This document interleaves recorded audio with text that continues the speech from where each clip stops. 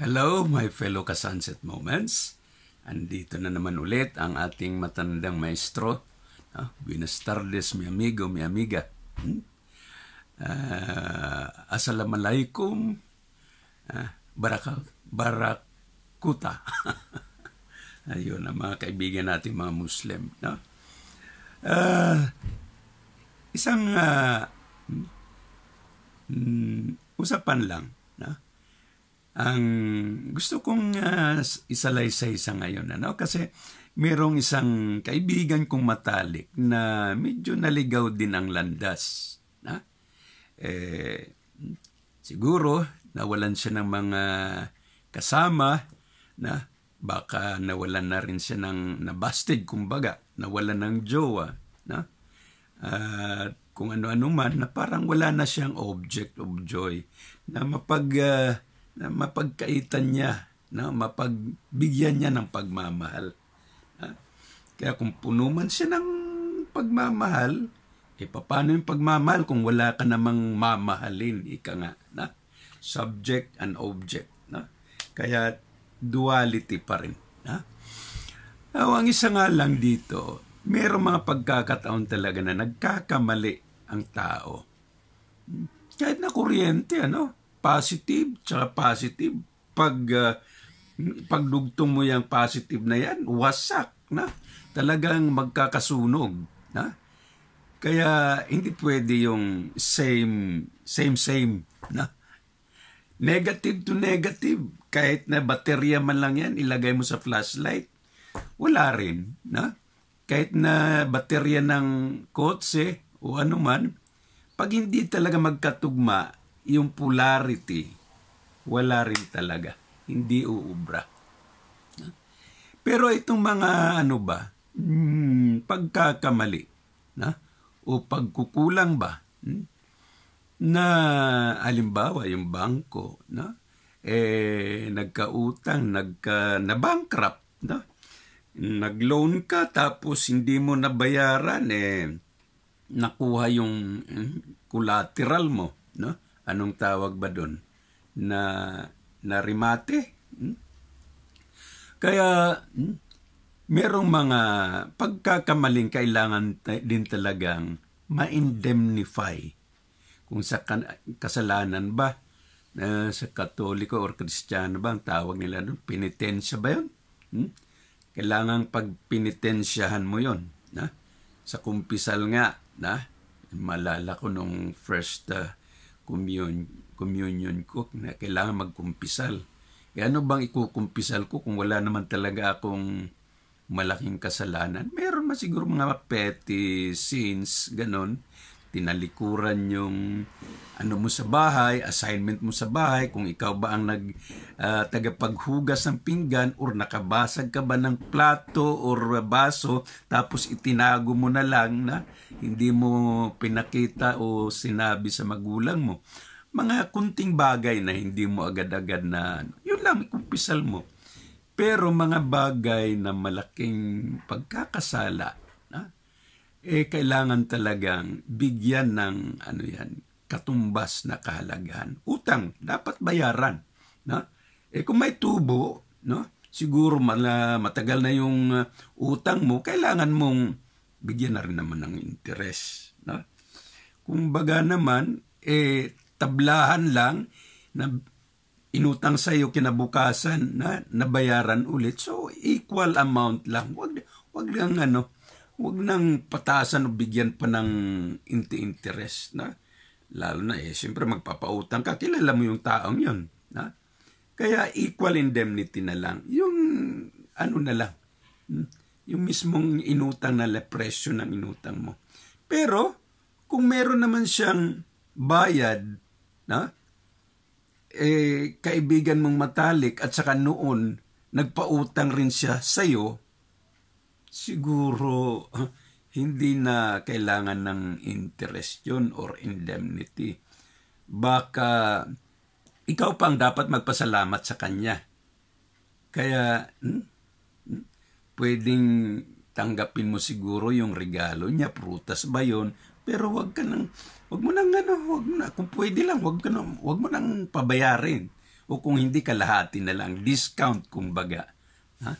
So, ganong mga restoration, indemnification, na penitensya, na ganun din naman sa barangay. Kung medyo napasubo ka, imbis na i-detain ka, yun, community service na lang.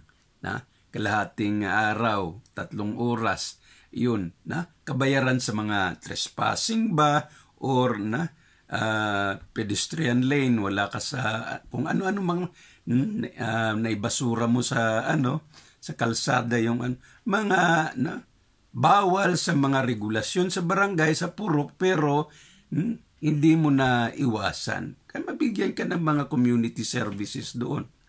Or, papatawan ka ng 100 pesos, 200 pesos. Ganon. Pero ang isang bagay dito, kung sa pangmalakihan na rin, alam na natin kung yung mga katribo, relatives, mga awayan sa lupa, ganon. Malaking talaga rin yan. Malaking problema yan. Talagang, kailangan talaga dapat dyan, ang magkasundo talaga, relatives to relatives, kumbaga amicable settlement. Pero kung talagang matigas ang ulo ng isa, ayun, medyo magkakabungguan yan. Kapag umanhinan man ng minsan ng isang relative, pero uulitin pa rin niya pangalo, pangatlo, ay wala na. Blatter ka na dyan. You have to indemnify kung ano yung mga ginawa mong pagkakamali. Di ba po?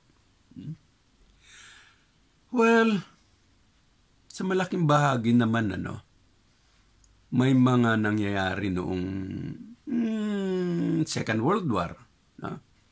Yung mga atomic bombs, America versus Japan, na hanggang ngayon pala inaalala pa rin ng mga Japanese yung atomic bomb na yon. At saka meron pang mga survival noon na talagang they want to be relieved from those kind of, kumbaga damay rin lang naman sila Gobyerno at gobyerno ang naglalaban. Now, nabomba sila, wala silang kasali sa gera na yan. Pero, nadamay sila. May mga hinanaing yung mga Hapon na yon, kahit na matanda, last month ata, pumunta sila ng Amerika and express their sentiments sa mga ganung bagay. Kaya, siguro kung tutumbukin, meron din naman sigurong dapat pagbayaran yung kung sino man ang dapat magbayad. Either kung ang Japanese government ba or ang Amerika na nagbomba noon. Pero gera pero yun na nga, may mga civil damages.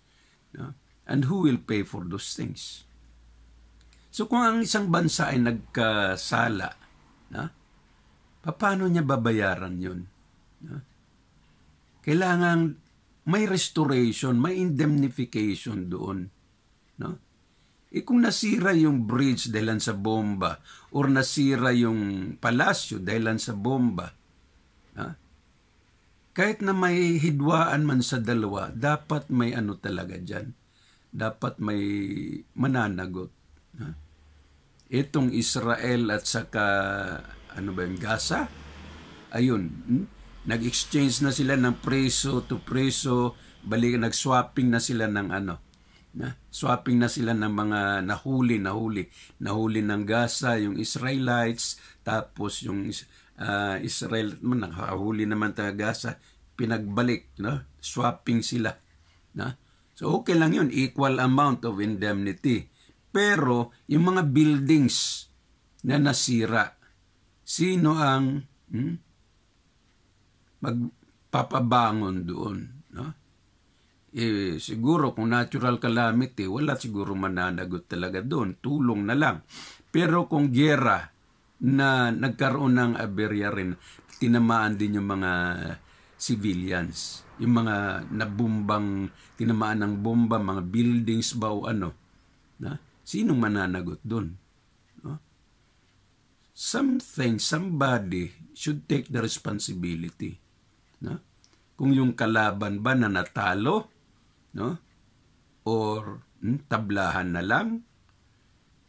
Itong mga bagay na ito. Siguro, kailangang balansihin Balansihin talaga. Sa politika, sa Philippines, no? Kung magkalaban kayo sa isang posisyon or ibang partido, no? Natalo ka, hindi ka pwedeng ma-appoint ng administration kung wala pang 1 taon dahilan sa talo ka no? Talo ka, kaya 1 taon na hindi ka pwedeng ma-appoint, manilbihan ulit sa gobyerno. Yun ang isang indemnification doon. Pero tanggapin mo, sinubukan mong tumayo at lumaban sa isang posisyon. Meron din yung mga sa impeachment. Pag na-impeach ang isang taga-gobyerno, ang kaparusahan dyan, hindi ka na pwedeng kumuha ng anumang posisyon sa gobyerno, magpa-re-elect ka ba, or lifetime na hindi ka pwedeng tanggapin ng gobyerno at hindi ka na makapag-apply during election time. Kung mag-apply ka man ng trabaho sa gobyerno, hindi ka rin tatanggapin. Magsarili ka, mag-private business ka. Mga bagay-bagay na ganoon. Marami rin naman sa simbahan, meron din. Mga pari na nakabuntis, or nagkaroon ng mga molestations. Siguro, may mga amicable settlements man doon, pero it's still, you can still look at it as indemnification. Kailangang bayaran yung mga pagkakamali na nagawa. Ito po yun, restoration, indemnification. Kaya mahirap kung talagang babaliktad ka, kung you will make a twist from the principle, from the law. Man-made law ba yan? Or God-made law? Principled way of life? Kailangan ituwid mo talaga ang landas mo. Kailangan nakafocus ka talaga. Kung saan ang direksyon ng buhay, doon ka. Kung medyo liliwas-liwas ka ng ganyan, take note. Kung pagkakasala yan, marami kang matutunan. May mga babayaran ka dyan. Kailangan lampasan mo ang mga sakit na nagiging problema o ginawa mong problema sa buhay mo. That is indemnification. Ito lamang po ang inyong abang lingkod, si Sir Cutaylo. At ito yung mga sharings ko po lamang sa mga nakalipas na dinaanan ko rin sa buhay. Nawa po nakapagbigay tayo ng kunting pasakali, kunting kaalaman, inspirasyon sa mga kabataan na kung saan ang wastong landas ng buhay. Salamat po muli, Sir Cutaylo, sa ating Sunset Moments. Peace be with us all.